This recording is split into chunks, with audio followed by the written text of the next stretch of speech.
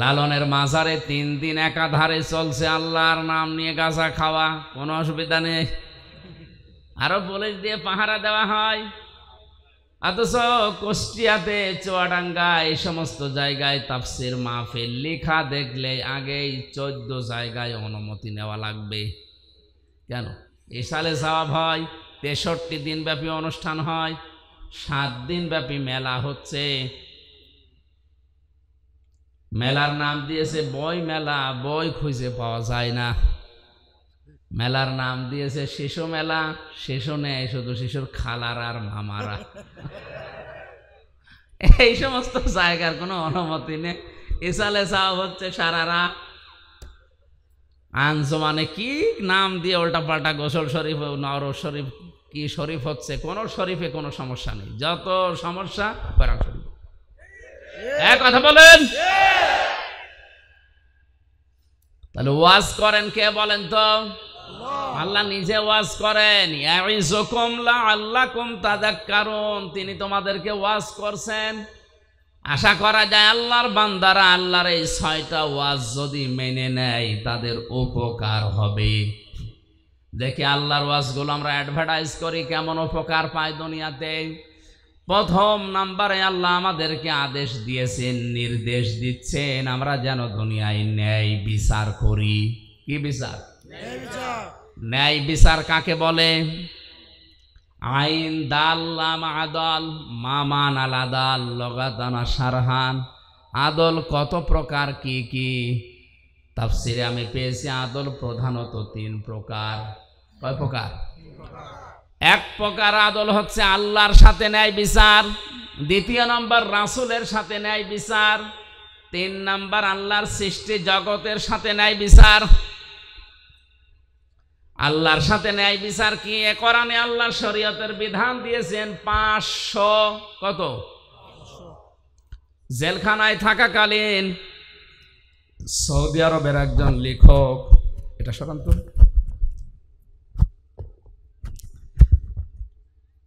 ওনার আরবিতে লেখা, বাংলায় ভাষান্তর করা জনাব নূর হোসেন মজিদ নামে এক ভদ্রলোক করেছে বাংলায়। ওখানে আল্লাহর অঙ্গীকার আল কোরআনে 500। আমি বইটা প্রায় 8-9 বার এই 3 বছরে পড়েছি, আমার প্রায় মুখস্থ হয়ে গেছে। আমি দেখেছি ওখানে আল্লাহর 500 আয়াত আছে কোরআনের শরীয়তের বিধান, যেটা আল্লাহর অঙ্গীকার। এগুলো যদি কোনো মানুষ বাস্তবে মেনে নেয়, সে যেন আল্লাহর সাথে ন্যায় বিচার করলো। তার ভেতরে আজকের আয়াতে আছে 6টা। কয়টা? না, এটা কি ডিস্টার্ব করে বারবার, এই জন্য এগুলো লাগাতে নিষেধ করি। 7টা।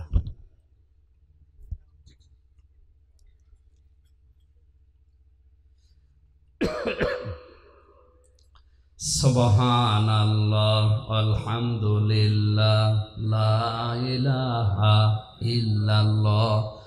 সুবহানাল্লাহ, আলহামদুলিল্লাহ, লা ইলাহা ইল্লাল্লাহ, লা ইলাহা ইল্লাল্লাহ, মুহাম্মাদুর রাসূলুল্লাহ। আমার ভাইরা, তাহলে আল্লাহর সাথে আদল, আজকের এই 6টা বিধানও যদি আমরা অন্তত বাস্তবে মিলাতে পারি, তাও কিছুটা হলো আল্লাহর সাথে ন্যায় বিচার হবে। দেখি সামনে যাই। 2 নম্বর ন্যায় বিচার রাসূলের সাথে। বিশ্ব নবী মুহাম্মদুর রাসূলুল্লাহর 40 থেকে 63 এই 23টা বছরে তিনি যা করেছিলেন, ওইটা আপনার প্র্যাকটিক্যাল লাইফে মেনে নেওয়ার নাম ন্যায় বিচার। হ্যাঁ, এখন অনেকে বলতে পারে আমি কিন্তু প্রথম 1 থেকে 40 পর্যন্ত মানি। কোরআন হাদিসে 1 থেকে 40 পর্যন্ত আপনি যদি নবীজিকে না মানেন, আপনি জাহান্নামে যাবেন, এমন কথা আমি পাইনি। কিন্তু 40 থেকে 63 এই 23 বছরের একদিনও যদি আপনি না মানেন, আপনার খবর আছে। কথাগুলো বোঝার চেষ্টা করেন। আজ বাংলাদেশ সহ বিশ্বে 2 রকম ইসলাম পালন করার পেছনে কারণ এই 2টা। নবুয়তের আগে 23 বছর, নবুয়তের পরে 23 বছর।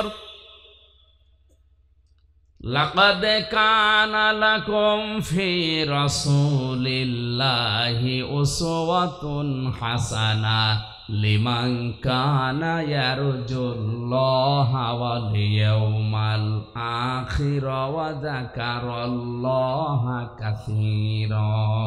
জোরে বলেন আল্লাহু আকবার। আলেম যারা আছেন তাদেরকে একটু খেয়াল করার জন্য বলছি। আল্লাহ গ্যারান্টি দিয়ে আয়াত শুরু করেছেন, লাকাদ কানা লাকুম ফি রাসূলিল্লাহি, অবশ্যই তোমাদের জীবনের জন্য সর্বোত্তম আদর্শ লুকিয়ে রেখেছি আমি রাসূলুল্লাহর জীবনে। কার জীবনে? রাসূলুল্লাহ। আল্লাহ পাক কি আমাদের নবীজির নাম জানেন না? বলেন বলেন।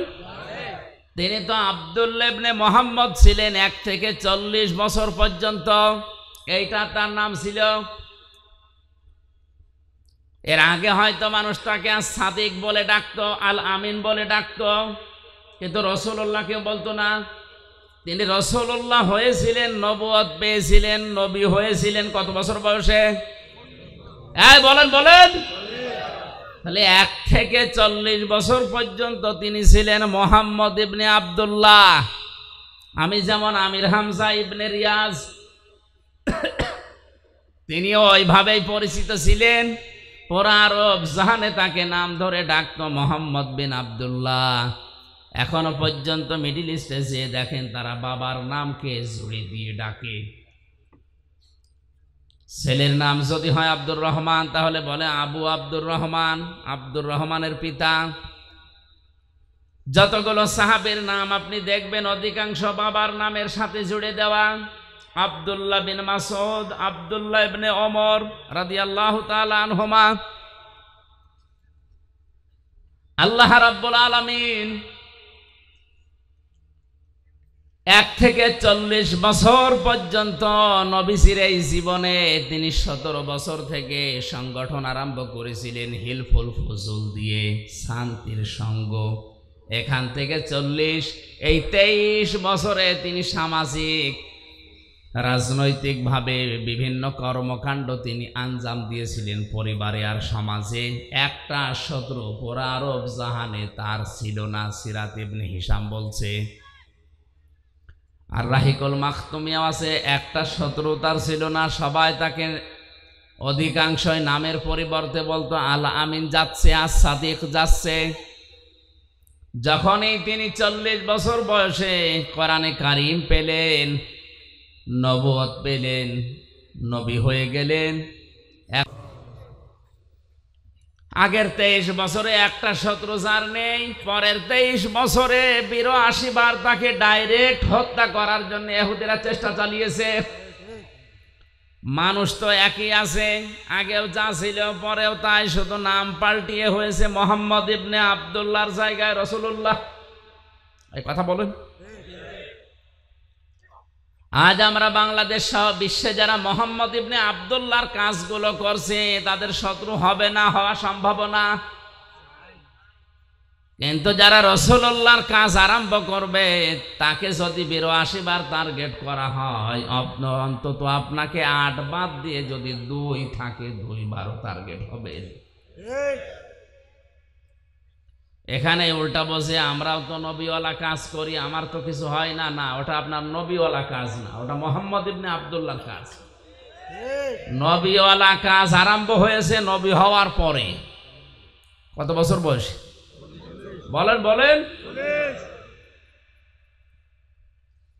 রাসূলুল্লাহর সাথে তাহলে ন্যায় বিচার যদি করতে হয়, এই 40 থেকে 63, এই 23 বছর অক্ষরে অক্ষরে আপনাকে মানা লাগবে, তাহলে ন্যায় বিচার হবে। 3 নম্বরে ন্যায় বিচার সৃষ্টি জগতের সাথে, তার মানে সর্বোত্তম সৃষ্টি যারা মানুষ।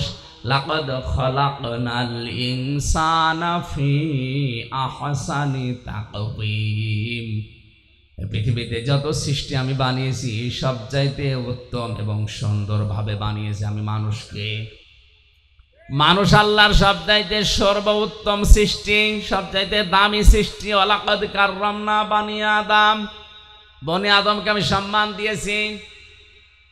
পৃথিবীতে ন্যায় বিচার করা লাগবে আল্লাহর এই মানুষের উপরে, অথচ এই ন্যায় বিচারটা এখন দিন দিন উঠে যাচ্ছে। জোর যার মুল্লুক তার, জোর যার মুল্লুক তার, ক্ষমতা যার রায় তার, ক্ষমতা যার রায় তার। এই কারণে আমি 3 বছর ভেতরে, এটা যদি না হতো তাহলে এতদিন আমারে বেকার এই ছোট্ট ঠুনকো মামলা নিয়ে 3 বছর থাকা লাগতো না। ক্ষমতা যার, বলেন বলেন, রায় তার, ক্ষমতা যার রায় তার। এটা ছিল মিশরের বাদশা আজিজ মেসরের জামানায়। হযরতে ইউসুফ নবীকে বাজার থেকে কিনে তার স্ত্রীর কাছে একজন দিয়ে গেল, স্ত্রীকে উপহার দিল। আস্তে আস্তে তিনি যৌবন পেলেন। হযরতে ইউসুফ নবী আলাইহিস সালাম যখন বড় হতে লাগলেন, জুলাইখা নামে, আমি ঘটনা বলার উদ্দেশ্য না, আমার এখান থেকে শিক্ষা বের করা একটা উদ্দেশ্য, খুব খেয়াল করেন। আল্লাহ রাব্বুল আলামিন বলেন, আকালাল্লাযী ইশতারাহু মিন মিসর লিমারাআতিহি আকরিমি মাসওয়াহু আসা আইয়ানফা'না আও নাত্তাখিযাহু ওয়ালাদা। এর সার কথা হচ্ছে, এই মহিলা তার স্বামীকে বলেছে, এই ছোট্ট সন্তানটাকে হয় আমরা নিজের সন্তান হিসাবে গ্রহণ করি, অথবা এই সন্তান আমাদের অনেক উপকারে লাগবে। আল্লাহ পাক বলেন, এভাবে করে আমি ইউসুফকে প্রতিষ্ঠিত করলাম তার বাড়িতে। অথচ তার ভাইরা যখন তাকে বিক্রি করে দিচ্ছিল, সে সময় প্রায় 3টা কথা তার নামে তহমত লাগিয়েছিল। 1 নম্বরে বলেছে, আমাদের এটা গোলাম, বাড়ি থেকে চুরি করে পালিয়ে যায়, এই জন্য আমরা বিক্রি করে দিচ্ছি। 2 নম্বরে বলেছিল, এ গোলামের চরিত্র ভালো না। 3 নম্বরে বলেছিল, এ গোলাম আমাদের অনেক কিছু চুরি করে পালাচ্ছিল। ইউসুফ নবীর চরিত্রের বিরুদ্ধে যে 3টা কথা তার ভাইরা বলেছিল, একটাও সত্য। অথচ হযরতে ইউসুফ ওই সময় ছোট মানুষ, 12 বছর বয়স, কিচ্ছু বলেন নাই, খালি শুনছিলেন আমার ভাইরা বলছে কি। আজও পৃথিবীতে অনেক জায়গায় এমন আছে, আমাদের বিরুদ্ধে যে কথাগুলো বলা হয়, শুধু শোনা ছাড়া প্রতিবাদ করার কোনো জায়গাও আমাদের নেই।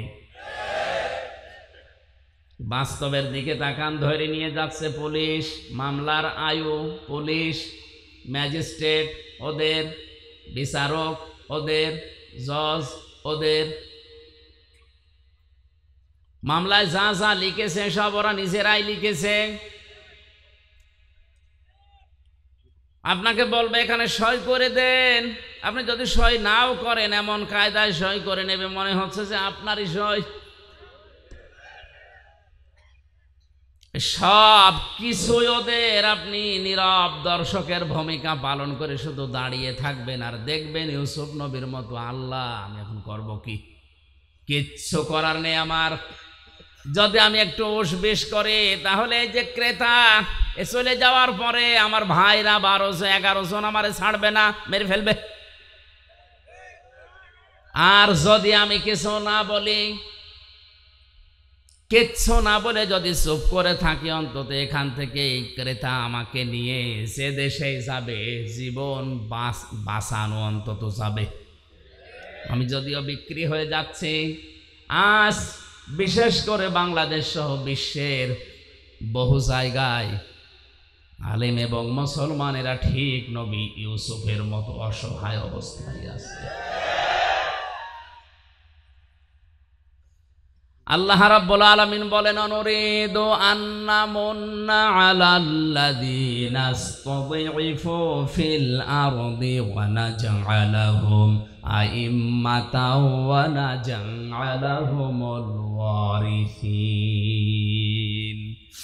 সূরা কাসাসের 5 নম্বর আয়াতে আছে, ফেরাউন চেয়েছিল এই পৃথিবীর ময়দান থেকে একটা মাত্র দলকে ধ্বংস করে বিদায় করে দিতে পারলে আমার সবকিছু টিকে থাকবে। ওই দেশে বিভিন্ন দল বিধলে মানুষদেরকে বিভক্ত করে দিত, আজও আমাদের এক জায়গায় অনেকেই হতে দিতে চাচ্ছে না। ছোটোখাটো বিষয় নিয়ে দল বিদলে বিভক্ত করে আমাদেরকে ফেরাউনের মতো আলাদা আলাদা করে শক্তি হারিয়ে ফেলছে। ফেরাউন চেয়েছিল এরা যদি সব এক হয়ে যায় তাহলে আমার রাজত্ব টিকবে না। এই জন্যে ছোটোখাটো বিষয় নিয়ে মতভেদ তৈরি করে আলাদা আলাদা দল বানিয়ে, ওই সমস্ত কোনো দলের ওপরে ফেরাউনের টার্গেট ছিল না, শুধুমাত্র একটা দলকে টার্গেট করেছিল, সেটা হবে মুসা আলাইহিস সালামের দল। আজও বিশ্বের অনেক জায়গাতে আপনি তাকান, যে বিষয় শরীয়তে মরণের পরে কবরে ওই বিষয়ের প্রশ্ন হবে না, এরকম বিষয় নতুন করে সামনে এনে উনি আলাদা দল বানিয়েছে। উনি আল্লাহু আকবার বলে হাত বাঁধে বুকে, উনি আলাদা।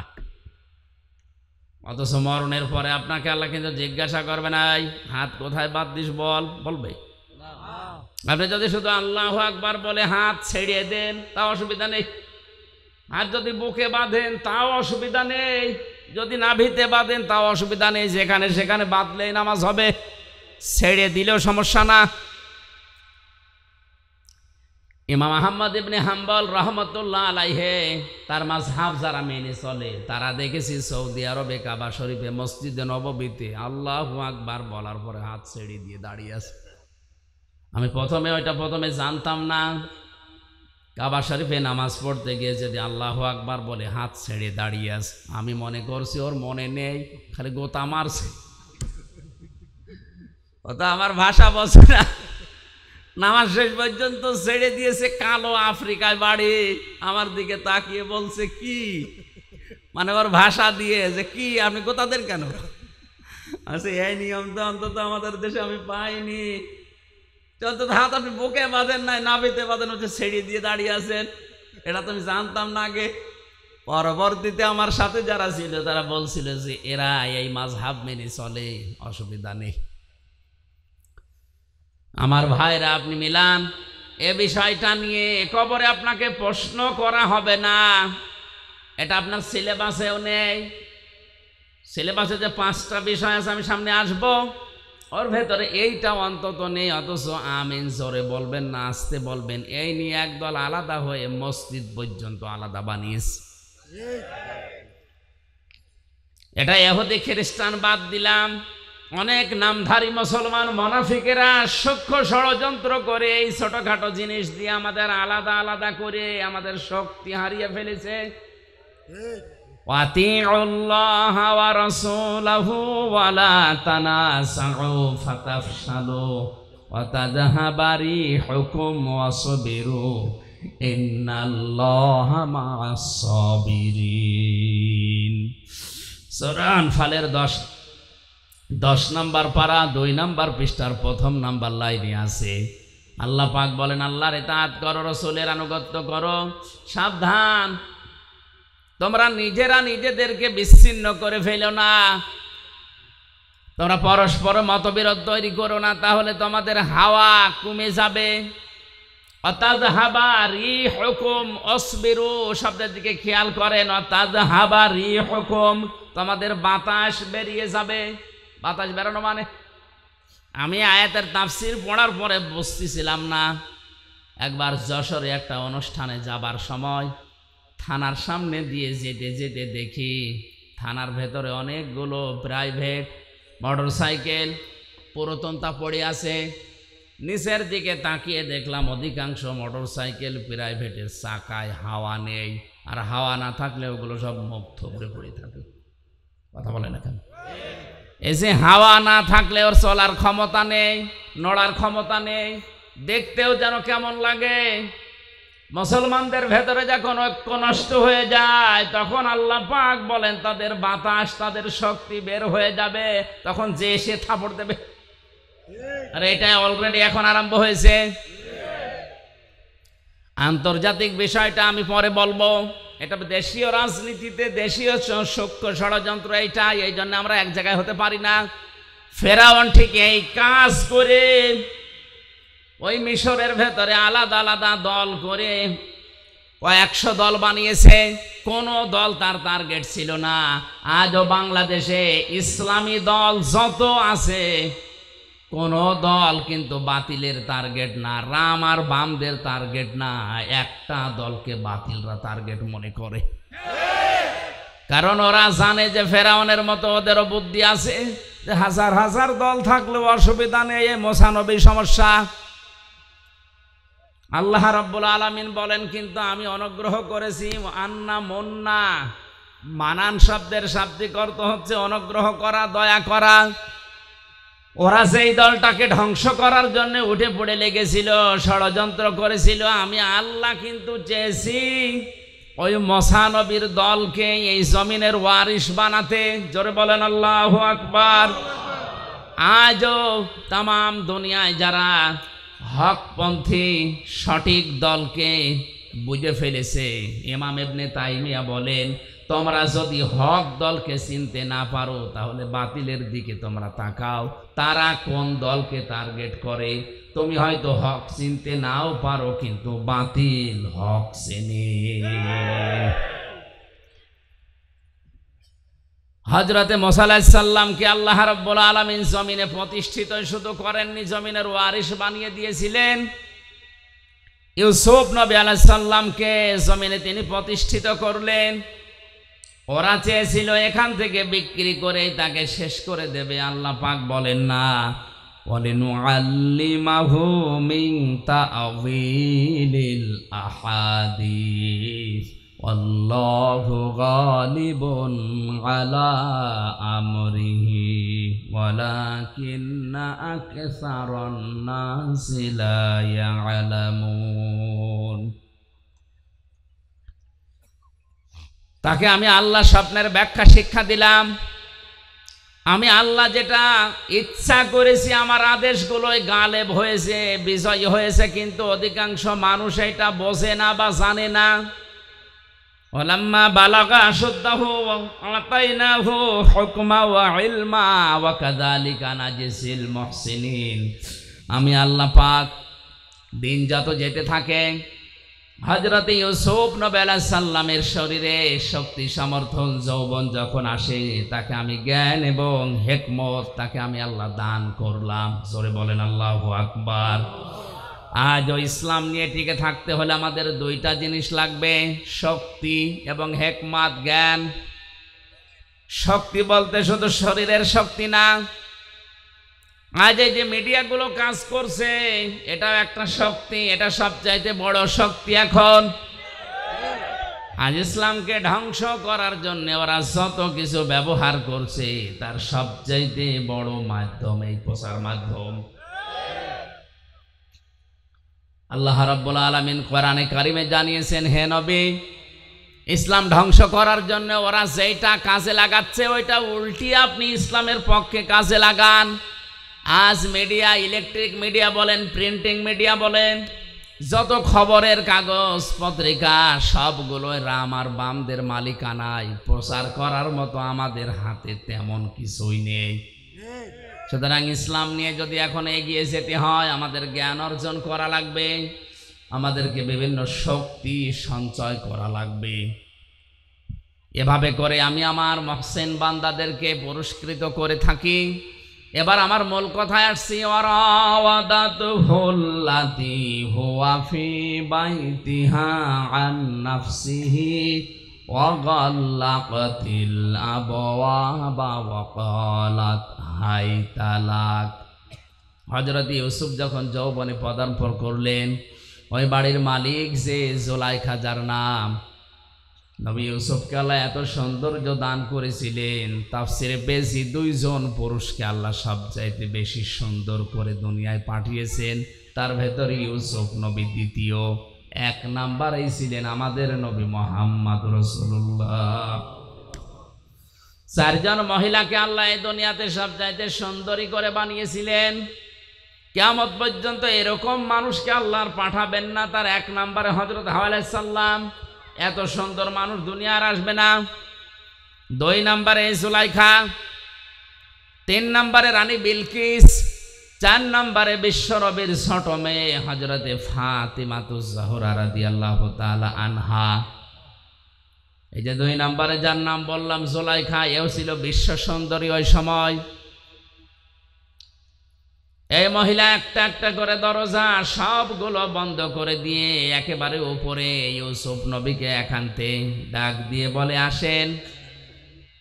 হযরত ইউসুফ নবী আলাইহিস সালাম যেখানে ছিলেন পরিবেশ তার কন্ট্রোলে ছিল, কারণ 7টা দরজায় বন্ধ। কয়টা? আমি ঘটনা বলবো, এই জন্য আয়াত পড়িনি, আমি একটা শিক্ষা দিতে চাই। ইউসুফ নবী যেখানে ছিলেন সব তার পক্ষে ছিল, এমনকি কাজের যে মহিলাটা, জুলাইখার যে কাজের মেয়ে লোকটা, যে বাদী, যে দাসী, যে কাজ করে দিত, সেই মহিলাও এই কাজের পক্ষে, অসুবিধা নেই। মহিলা ডাক দিচ্ছে, ওয়াকালাত হাই তালাক, আসেন আমার দিকে। হযরত ইউসুফ আলাইহিস সালাম বললেন, ইন্নী আখাফুল্লাহ, আমি আল্লাহকে ভয় পাই। ক্বালা মাআযাল্লাহি ইন্নাহু রাব্বি আহসানা মাসওয়ায়া ইন্নাহু লা ইফলিহুজ যালিমুন। একটু খেয়াল করেন, হযরত ইউসুফ নবী বললেন, আমি আল্লাহর সাহায্য চাই।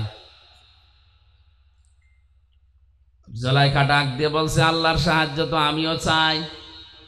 এখানে আপনি যেটা করবেন কেউ জানতে পারবে না, কেউ দেখতেও পারবে না। আপনি মনে মনে করছেন আমার দেবতা দেখছে, এই যে দেবতার মাথার উপরে আমি কাপড় দিয়ে দিলাম, আর দেখতে পারবে না। ইউসুফ নবী ওই সময় বলেছিলেন, আল্লাহর বান্দি, এই মাটির মূর্তিগুলো কাপড় দিয়ে হয়তো ঢাকা যায়, কিন্তু আমি এমন একজন সত্তার ইবাদত করি যার মুখ, যার চোখ কখনো কাপড় দিয়ে বন্ধ করা যায় না।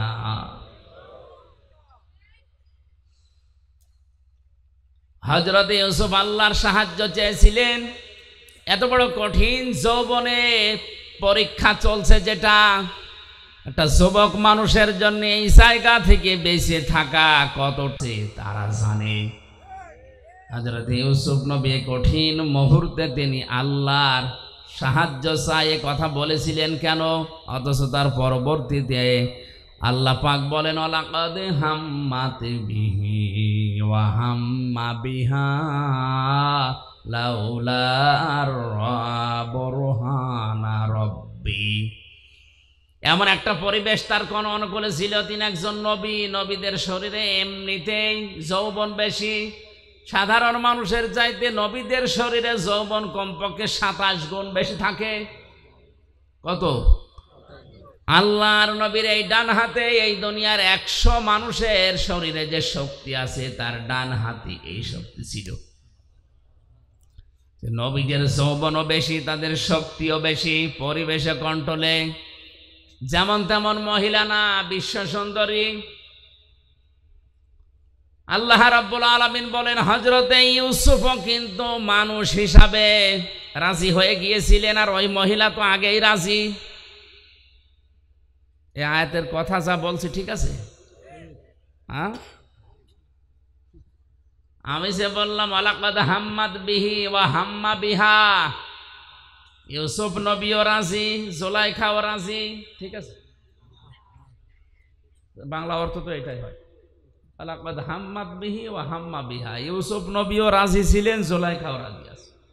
বাংলা অর্থ এরকমই আছে, কিন্তু এটা যদি করে শেষ করে দেন আপনার ঈমান থাকবে? নবীর উপর একটা তহমত চলে যাচ্ছে না? আল্লাহ পাক বলেন, লাউলা আর বুরহানা রাব্বি, যদি আমার, হযরত ইউসুফ বলেন, যদি আমার রব আমাকে কিছু দলিল, কিছু বরহান, কিছু প্রমাণ সামনে না দিতেন, তাহলে আমিও ঝুঁকে পড়েছিলাম। কারণ মানুষ হিসাবে আমার ভেতরও যৌবন আছে। শয়তান তো বসে নেই।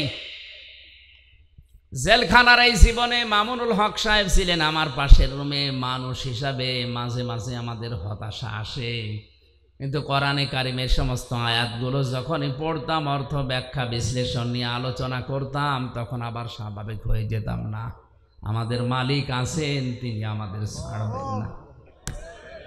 কারণ আমি তো জেনা করে আসিনি, আমি তো মানুষ খুন করে আসিনি, আমি তো টাকা পাচার করে আসিনি। কোরআনে কারিমের সূরা মায়েদার 67 নম্বর আয়াত আমি যেই দিন পড়েছি, ওই দিন থেকেই কোরআনে কারিম যতটুকু বুঝি, যতটুকু জানি, আমি সাফ করে পরিষ্কার করে প্রচার করার চেষ্টা চালাচ্ছি সেই 12 সাল থেকে। ইয়া আইয়ুহার রাসূল বাল্লিগ মা উনজিলা ইলাইকা মির রাব্বিক ওয়া ইল্লাম তাফআল ফামা বাল্লাগতা রিসালাতা আল্লাহু ইয়াসিমুকা মিনান নাস ইন্নাল্লাহা লা ইয়াহদিল কওমাল কাফিরিন। আল্লাহ পাক বলেন, হে রাসূল বাল্লিগ, আপনি প্রচার করেন, আপনি তাবলীগ করেন, ছড়িয়ে দেন। কি ছড়াবেন, কি প্রচার করবেন? মা উনজিলা ইলাইকা মির রাব্বিক, আপনার রবের পক্ষ থেকে যেটা নাজিল হয়েছে। এই আয়াত প্রমাণ করে পৃথিবীতে তাবলীগ করা ফরজ কোরআনের। কিসের? আরো জোরে বলেন, কিসের? পৃথিবীর কোনো মানুষের তাবলীগ করা ফরজ না, জায়েজও না। এমনকি কোনো মানুষ যদি মারা যায়, সর্বোচ্চ 3 দিন তার স্ত্রী তার জন্য শোক পালন করবে। কয়দিন? সাধারণ মানুষ যত মারা যাবে সর্বোচ্চ 3 দিন, আর স্বামী মারা গেলে 40 দিন। 4 মাস 10 দিন পরে সে অন্য জায়গায় বিয়ে করে আগেরটা ভুলে, একেবারে ভুলে যে নতুন করে সংসার করবে, কোনো অসুবিধা নেই। বলেন তো, দুনিয়ায় শুধু স্বামী ছাড়া পৃথিবীর মা বাবা মারা গেলেও না সর্বোচ্চ 3 দিন, এরপরে কোনো শোক নেই। অথচ বছরে বছরে আমরা শোক পালন করে করে একেবারে কিয়ামত পর্যন্ত মনে হচ্ছে পালন করব। তা আপনি কোন ইসলাম পালন করছেন? এই জন্য আমাদের তাবলীগ যদি হয়, প্রচার যদি হয়, শুধুমাত্র প্রচার হবে, তাবলীগ হবে কোরআনের। তাছাড়া দুনিয়ার কারো প্রচার করা, প্রসার করা, প্রশংসা করা জায়েজ নেই। কিসের প্রশংসা করা দরকার আপনার? ওয়া ইল্লাম তাফআল ফামা বাল্লাগতা রিসালাতা, হে নবী, আপনার উপর যে কোরআন আমি দিলাম, এটা যদি প্রচার না করেন, তাবলীগ না করেন, আপনি যেন রিসালাতের দায়িত্বই পালন করেননি। আল্লাহ এতটুকু বলেই কিন্তু শেষ করেননি। আল্লাহ জানে যে ঝামেলা সামনে আছে, এই জন্য বলেন আল্লাহু ইয়াসিমুকা মিনান নাস। ইয়াসিমু এটা মোজারে, বর্তমান, ভবিষ্যৎ, প্রেজেন্ট, ফিউচার। আমি জানি যে আপনার উপরে বিপদ আসবে তাবলীগ করতে গেলে কোরআনের। আমি যেটা নাজিল করেছি এর তাবলীগের, প্রচারের, প্রসার যদি আপনি করতে চান, ঝামেলায় পড়বেন, বিপদ আসবে। আমি আল্লাহ গ্যারান্টি দিলাম আপনাকে, আমি আল্লাহ নিজে বাঁচাবো।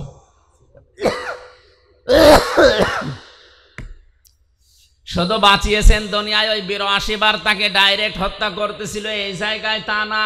মরণের পরে ইহুদিরা তার লাশ চুরি করতে চেয়েছে, আল্লাহ তাও বাঁচিয়েছেন। কথা বলেন ঠিক কিনা?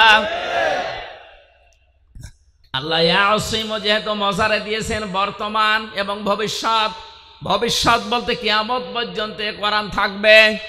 সুতরাং কিয়ামত পর্যন্ত কোরআনের সঠিক তাবলীগ যদি কেউ করে, ও যত বড় বিপদেই পড়ুক না কেন, শহীদ করে হলেও তাকে আল্লাহ সাহায্য করবে। অনেকেই মনে করে যে জেলখানায় গিয়ে শহীদ হয়ে গেলে ওর জীবন শেষ হয়ে গেল, মারা গেল না। ওয়ালিয়ালামাল্লাহুল্লাযীনা আমানু ওয়া ইয়াত্তাখিযা মিনকুম শুহাদা ওয়াল্লাহু লা ইউহিব্বুজ যালিমিন। সূরা আলে ইমরানের ভেতরে 140 নম্বর আয়াতে আছে, আল্লাহ পাক বলেন, যার জীবন যৌবন আমার পছন্দ হয়, যার প্র্যাকটিক্যাল লাইফ আমার কাছে ভালো লাগে, ওকে সাধারণভাবে মরণ দেয় না, ওদেরকে আমি আল্লাহ শাহাদতের মরণ দিয়ে ধন্য করি। এই লোকটা যদি এখন মারা যায়, ঈমান নিয়েও যদি মরে, কবরে দিয়ে দেবেন, কবরে উনি ঘুমিয়ে পড়বে, এতটুকুই শেষ, আর কিছু নেই। কিন্তু যদি শহীদ হয়ে মরতে পারে, কবরে যাবার পরে আমার আল্লাহ নিজে ওনাকে খাওয়াবে। আরো আসতে বলেন। 50 বছর কোরআনের দাওয়াত দিয়ে যদি ঈমান নিয়ে শুধুমাত্র বাড়িতে বসে বসে মরেছে, তো মরণের পরে কবরে ঘুমিয়ে থাকতো কিয়ামত পর্যন্ত, এই শেষ। কিন্তু আল্লাহ এটা চাইনি। আল্লাহ তার জীবন যৌবনকে, তার কর্মজীবন, প্র্যাকটিক্যাল লাইফ এটা পছন্দ করেছে। এই জন্য সাধারণভাবে মরণ না দিয়ে শাহাদতের মরণ দিয়ে ধন্য করেছে। আমরা মনে করছি কই মরে গেল, না মরে যায়নি। ওয়ালাকিনা কুতিলু ফি সাবিলিল্লাহি আমওয়াতা বাল আহইয়াউন ইনদা রাব্বিহিম ইরযাকুন। সূরা আলে ইমরানের 162 নম্বর আয়াতে সম্ভবত আছে। আল্লাহ তাআলা বলেন, আপনি কি ধারণা করেন হে নবী, যারা আমি আল্লাহর রাস্তায় শহীদ হয়, মারা যায়, হত্যা হয়, তাদেরকে আপনি মনে করেন যে ওরা মরে গেল না, বরং ওরা জীবিত, এবং আমি আল্লাহ নিজে ওদেরকে খাবার খাওয়াই। সুতরাং আজ ফিলিস্তিনের এই মুসলমানেরা সহ বিশ্বের যত জায়গায় আজ মুসলমানদেরকে শহীদ করা হচ্ছে, মারা হচ্ছে, হত্যা করা হচ্ছে, এই মানুষগুলোর জীবন ব্যর্থ না, এদের জীবন আল্লাহর কাছে পছন্দনীয়। এই জন্য শাহাদতের মরণ দিয়ে আল্লাহ তাদের ধন্য করছেন।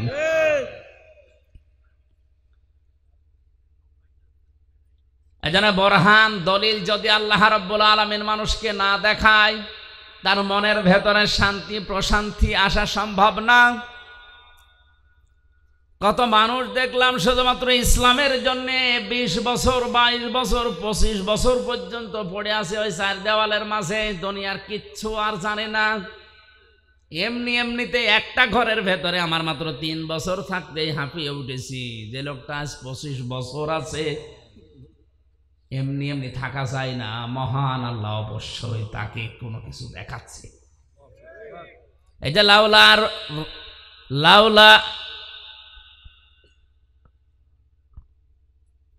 কোরআন শরীফ কি ভুল নাকি এই জায়গায়? লাউলা আর রা বুরহানা রব্বি, যদি তার রব তাকে কিছু দলিল আর প্রমাণ না দেখাতেন, তাহলে তিনিও কিন্তু যৌবনের তাড়নায় ঢুকে পড়েছিলেন। কি দেখিয়েছেন? তাফসিরে 3টা কথা আছে। 1 নম্বরে হযরতে ইয়াকুব আলাইহিস সালামকে আল্লাহ ওই ঘরের ভেতরে হাজির করে দিলেন। মনে হচ্ছে ইয়াকুব নবী তার ছেলেকে ডাক দিয়ে বলছে, বাবা ইউসুফ, তুমি কিন্তু জিনা করতে পারো না। 2 নম্বরে হযরতে জিবরাইল ফেরেশতা একটা কাগজ নিয়ে এসেছে। কাগজের উপরে লেখা ছিল, আমি আল্লাহ বলছি ইউসুফ তুমি কিন্তু জিনা করতে পারো না। এই সমস্ত নিদর্শনগুলো যখন তিনি দেখলেন, তিনি তখন বললেন, ক্বালা মাআযাল্লাহ, আমি আল্লাহর সাহায্য চাই। কার? বলেন এতটুকুই বলেননি তিনি। ইন্নাহু রব্বি, নিশ্চয় আমার রব, আহসানা মাসওয়ায়া, আমাকে উত্তম ভাবে লালন পালন করছে। এখানে রব বলতে 2টা অর্থ আমি পেয়েছি। হযরত ইউসুফ একদিকে হয়তো আমার আল্লাহকে বুঝিয়েছিলেন, 2 নম্বর মিশরের বাদশা আজিজে মিশরকে বুঝিয়েছিলেন। ইউসুফ নবী জুলাইখাকে ডাক দিয়ে বলেছে, জুলাইখা, তোমার যে স্বামী, আমার যে অভিভাবক, গার্ডিয়ান, গাইডলাইন যিনি দেন, আমাকে লালন পালন যিনি বাড়িতে রেখে করেন, তিনিও এক অর্থে আমার রব। যেহেতু তার বাড়িতে আমি আছি, আজ অনেক দিন ধরে লালন পালন করছে, খাবার খাওয়াচ্ছে, থাকতে দিয়েছে, আমি তার বাড়িতে থেকে তার আমানতের খেয়ানত করতে পারি না। ইন্নাহু লা ইফলিহুজ জালিমুন, এটা যদি আমি করি তাহলে জালেম হব, আর জালেমরা কোনোদিন সফল হচ্ছে না, হবে না। ইউসুফ নবী ইন্নাহু লা ইফলিহুজ জালিম বলতে পারতেন, যে আমি জালেম, আমি সফল হব না। তিনি জালিমুন বহুবচন দিয়েছেন। ইফলিহু এটা মোজারে, কেন মোজারে দেওয়ার পরে বহুবচন দিয়েছেন? তিনি তো একা ছিলেন ঘরের ভেতরে।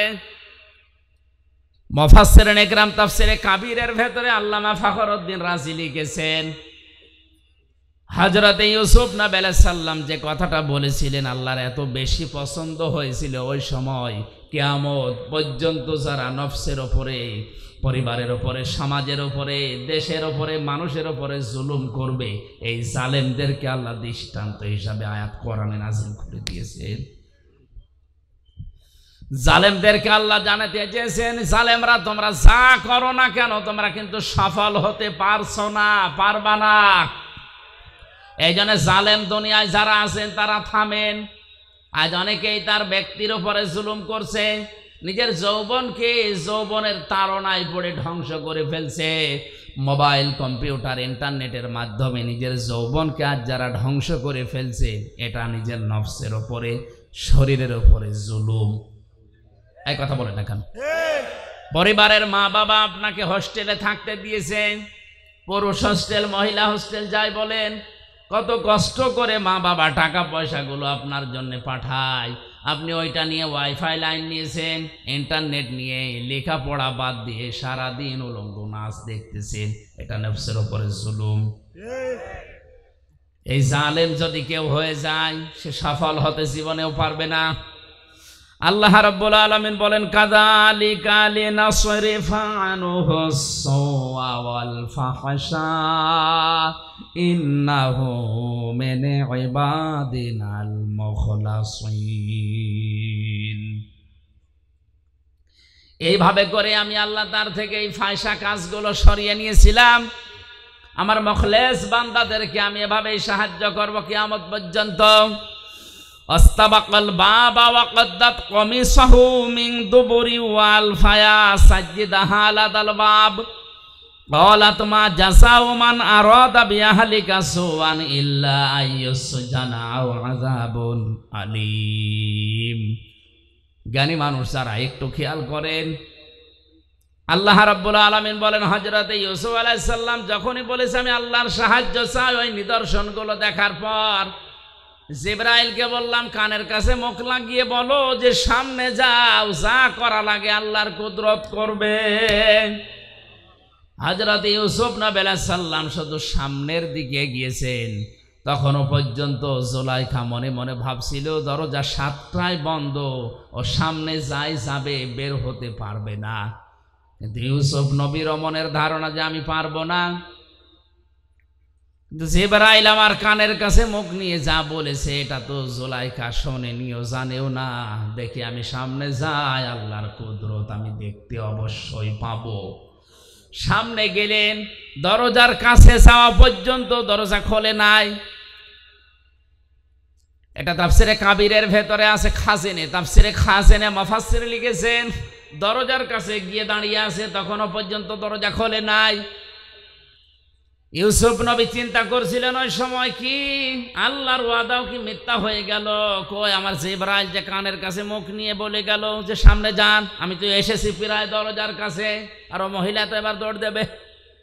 দরজার কাছে যাবার পরে দাঁড়িয়ে আছেন, চোখ বন্ধ করে ফেলেছেন, মনে হয় আর হবে না। চোখ বন্ধ করার পরে যে চোখ খুললেন, দেখলেন অটোমেটিক দরজা একটা খুলে গেছে।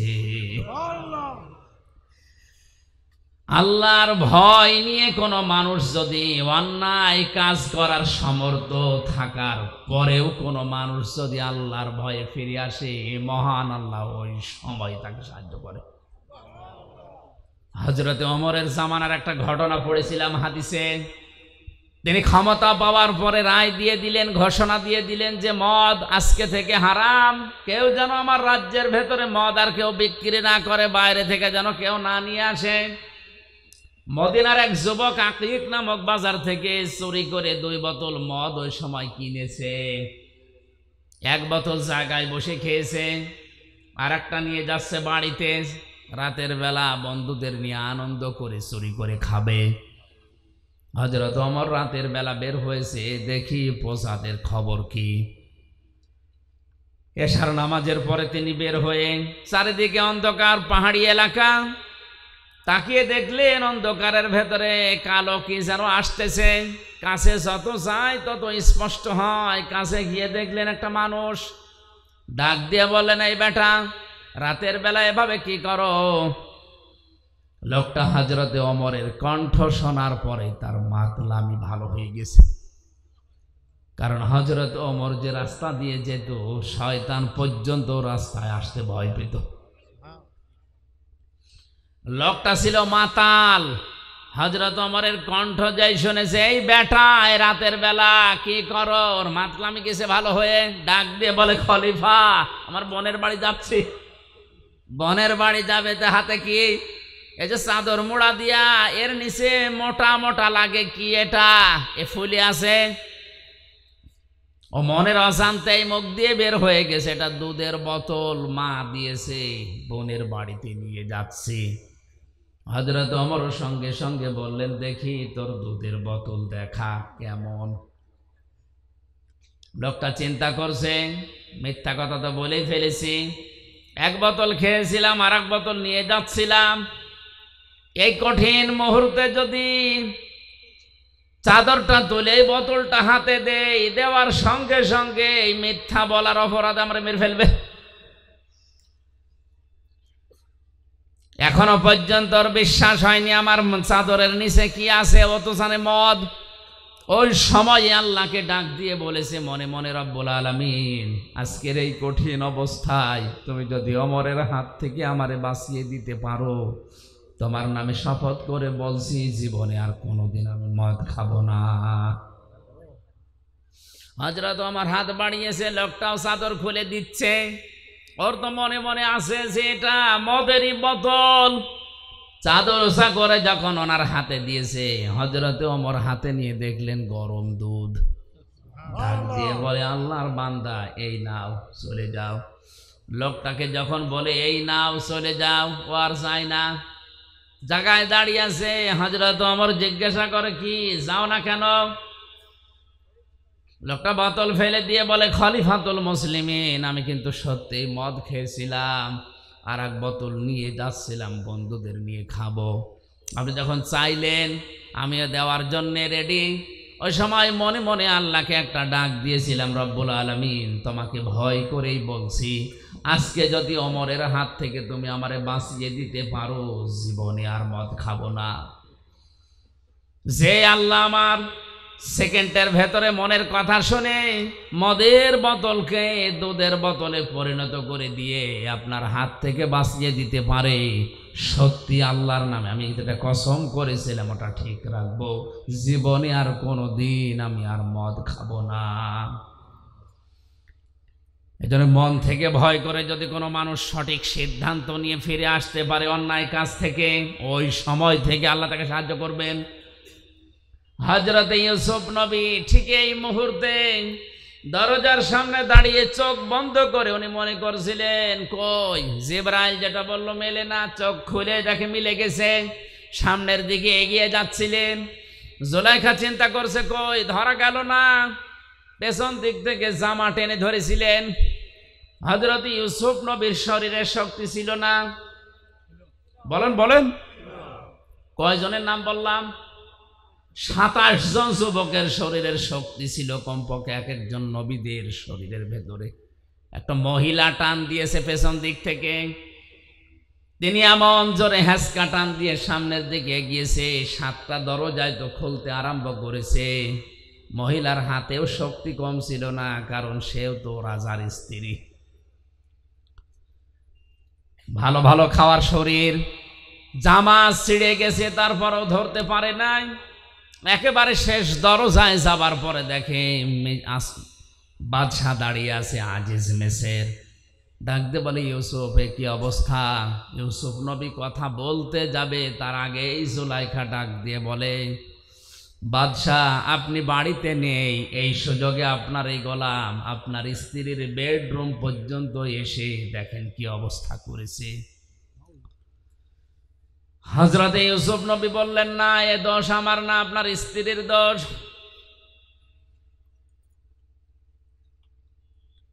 কথা কাটাকাটির এক পর্যায়ে হযরত ইউসুফ নবীকে বাদশাহ জিজ্ঞাসা করে, তোমার কোনো সাক্ষী আছে?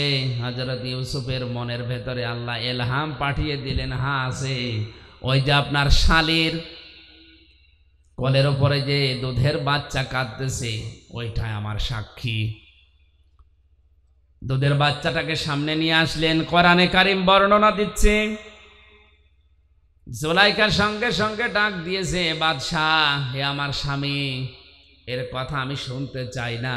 যদি আপনি আমাকে রাখতে চান আপনার ভাত যদি আমি খেতে চাই তাহলে এই লোকটাকে হয় জেলখানায় দেওয়া লাগবে, না শাস্তি দেওয়া লাগবে।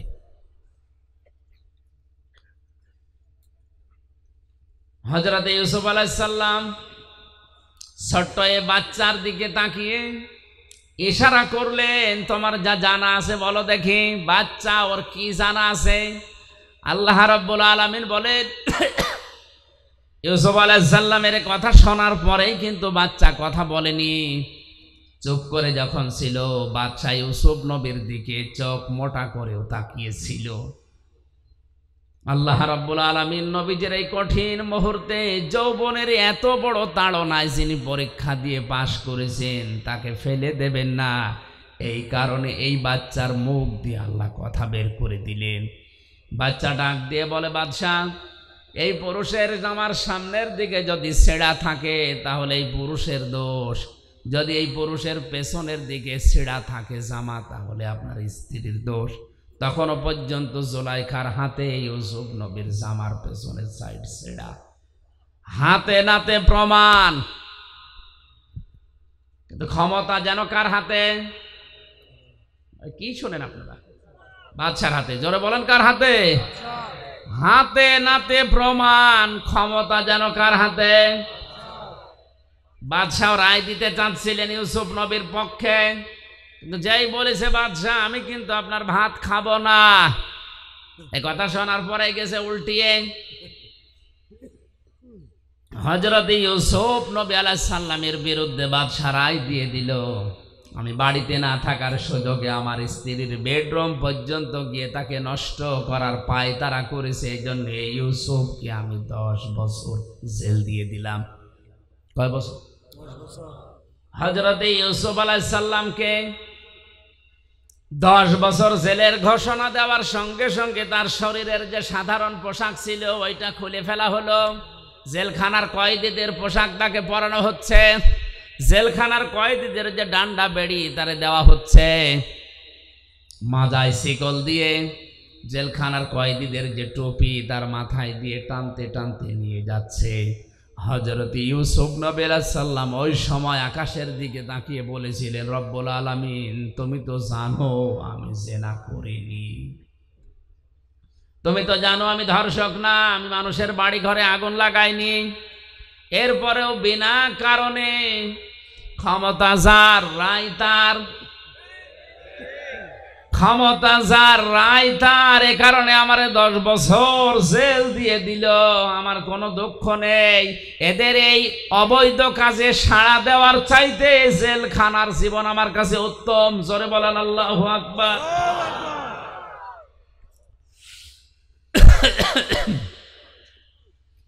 আমার ভাইরা, হাজার হাজার বছর আগে হযরত ইউসুফ আলাইহিস সালাম যেটা বলেছিলেন আজও পৃথিবীতে আনাচে কানাচে অনেক মানুষ ঠিক এই কথাই বলছে। ন্যায় বিচার আমাদের হচ্ছে না, অথচ ন্যায় বিচারক বাদশার জন্য নবীজি জানিয়েছেন কিয়ামতে কোনো ছায়া থাকবে না শুধু আল্লাহর আরশের ছায়া ছাড়া। মানুষের মাথার মগজগুলো টকবক করে ফুটতে থাকবে, জমিন তামার হয়ে যাবে। এই কঠিন অবস্থাতে মাত্র 7 প্রকার মানুষকে আল্লাহ তার আরশের ছায়ায় বসিয়ে মাছের কলিজা দিয়ে খাবার খাওয়াবেন। তার প্রথম নাম্বারে আলে ইমামুল আদেল, দুনিয়ায় যারা ন্যায় বিচারক বাদশা। সুবহানাল্লাহ বলতে পারেন না? আজ দুনিয়ায় ন্যায় বিচারক বাদশা কম না বেশি? নেই।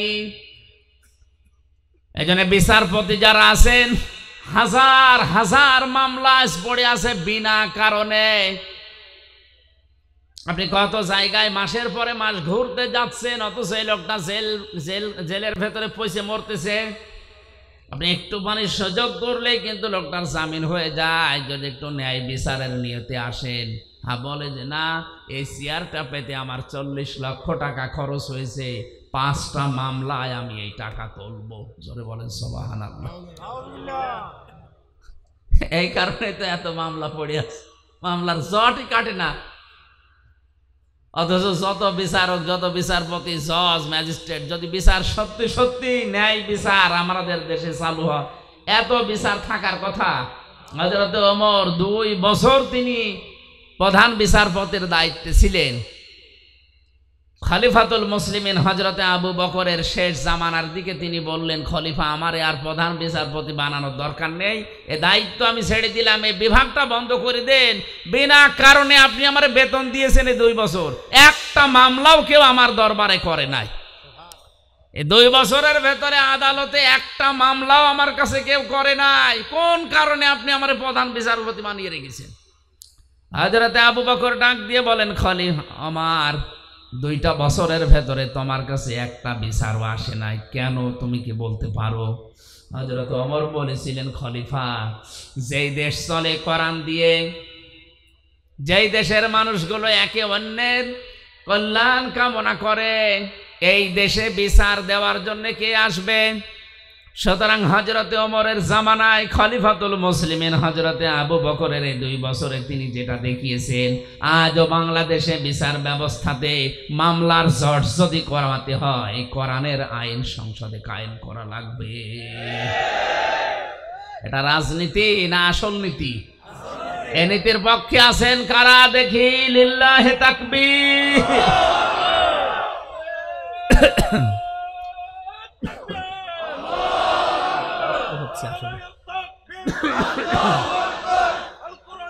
আলহামদুলিল্লাহ ভাই,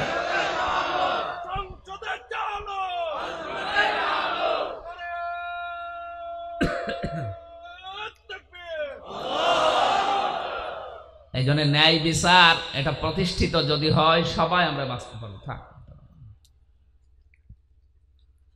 সম্মানিত ভাইরা, এক একটা পয়েন্টের ভেতরে হাজার হাজার কথা লুকিয়ে আছে। আমার শরীরের যে অবস্থা, যা গলার যে অবস্থা, কথা একটু জোরে বললেই কাশি হচ্ছে। আর একটা অনুষ্ঠান ছিল মাগরিবের পরে, ওইটা করতে গিয়ে আরো ঝামেলায় পড়ে গেছি। 3 বছর একাধারে কি খেয়েছি আমি জানি আর আল্লাহ জানে। কারণ এমন অবস্থায় আমাদেরকে রেখেছিল, আপনারা অনেকে শুনেছেন, ফাঁসির কন্ডেম সেলের ভেতরে খাবার দাবারের যে অবস্থা, ভেতরের কল কবজা আর সেরকম নেই, খালে ওপরে খোসা পড়ে আছে। এটা স্বাভাবিক হতে কিছুদিন সময় লাগবে, আস্তে আস্তে সুস্থ হই, সামনে আবার আসবো ইনশাল্লাহ, কথা বলবো নাকি? যে গরু দিয়ে মানুষ চাষ করে খাবে, গরুই যদি মরে যায় তো কি চাষ করবেন? আমি অন্তত বেঁচে থাকি নাকি মরে যাব? আমার বুকেও ব্যথা করছে, কণ্ঠের অবস্থাও দেখছেন ভালো না, আর সফর হয়ে গেছে অনেকক্ষণ, অনেক বেশি। আমি খুব সামারাইজ করে এই 6টা পয়েন্ট শেষ করে দিচ্ছি। আল ইহসান, আল্লাহ বলেন ভালো ব্যবহার করবা। ভালো ব্যবহার 7 প্রকার মানুষের সাথে করার আদেশ আছে আল্লাহ। 1 নম্বরে মানুষ ভালো ব্যবহার করবে তার মা বাবার সাথে। কার সাথে? 2 নম্বরে তার স্ত্রীর সাথে, 3 নম্বরে তার সন্তানাদির সাথে, 4 নম্বরে তার পরিবারস্থ লোকদের সাথে, এরপরে আছে প্রতিবেশীর সাথে, এরপরে আরেকটু দূরে, এরপরে জনগণের সাথে, এরপরে পৃথিবীর সাথে। 3 নম্বরে আল্লাহ বলেন ইতাইদিল কুরবা, নিকট আত্মীয় স্বজনের খোঁজ খবর রাখবা। দুনিয়া আপনি যাদেরই খবর রাখেন, সবচাইতে বেশি খোঁজ রাখা লাগবে রক্তের সম্পর্ক যাদের সাথে আছে তাদের। অথচ আজ এই কাজটা, এই নির্দেশটা আমরা অনেকেই আমাদের সামাজিক জীবনে মানতে পারছি না। ধর্ম বোন পাতিয়েছে, প্রতি বছরে 5 বার করে যায়। নিজের আপন বোন, রক্তের সম্পর্ক বছরেও 1 বার যায় না, এমন মানুষ দুনিয়ায় নেই। ওয়ানহানিল ফাহশাই ওয়াল মুনকারি ওয়াল বাগ, আল্লাহ বলেন আমি নিষেধ করলাম কোনো অশ্লীল কাজে জড়াবে না। প্রকাশ্য পাপের চাইতে গোপন পাপ আল্লাহর কাছে ঘৃণিত। সুতরাং মোবাইল দিয়ে, কম্পিউটার দিয়ে, ইন্টারনেটের মাধ্যমে আজ যারা গোপন পাপে লিপ্ত হয়েছেন, আল্লাহর নির্দেশ এখান থেকে সরে আসেন। সাইফুল্লাহ ভাই, আল্লাযীনা আত্তাখাযু দীনাহুম লাহওয়া ওয়া লাইবা আয়াতের ব্যাখ্যা করে সময় পাননি। আপনারা সূরা আরাফের এই 151-52 নাম্বার আয়াতগুলো একটু দেখে নেবেন। এরপরে মুনকার, অন্যায় কোনো কাজে আমরা জড়াবো না। দুধে পানি দেওয়া এটা ভালো কাজ না অন্যায় কাজ? এরকম যত রকমের ধোঁকাবাজি আছে ব্যবসা বাণিজ্যে, এগুলো থেকে বিরত থাকা লাগবে। আল বাগি, আল্লাহর সীমা লঙ্ঘন করা যাবে না। যে যে সীমানা আছে ওখানে গিয়ে থেমে যাওয়া লাগবে। আল্লাহ বলেন এই ওয়াজগুলো আমি আল্লাহ করলাম, যদি মেনে নাও তোমাদের উপকার হবে। আল্লাহ আমাদেরকে এই 6টা ওয়াজ বাস্তব জীবনে মেনে চলার তৌফিক দিন। আমিন। বারাকাল্লাহু লানা ওয়া লাকুম।